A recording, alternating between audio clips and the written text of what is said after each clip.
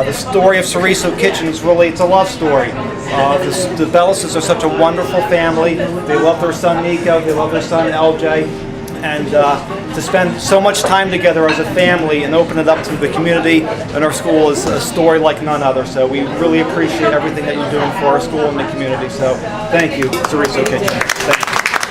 And the closing on Monday started off as just a breather for us, and then we said, well, wait a minute, we're going to have the place available. Why don't we use it for some children with disabilities so they can learn? We're helping our son, but what about all the parents that don't have their own place?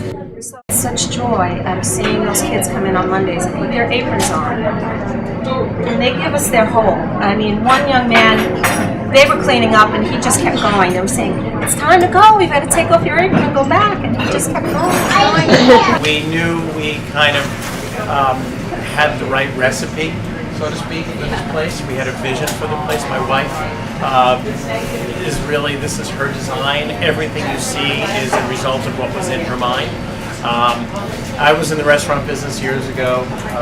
This opening is so special, so much more special than anything I've ever done. And I think, I know for me, doing something that I love and doing it with my family is really important. And to do it in the community where we live is even better. So I just want to thank you all for being so supportive.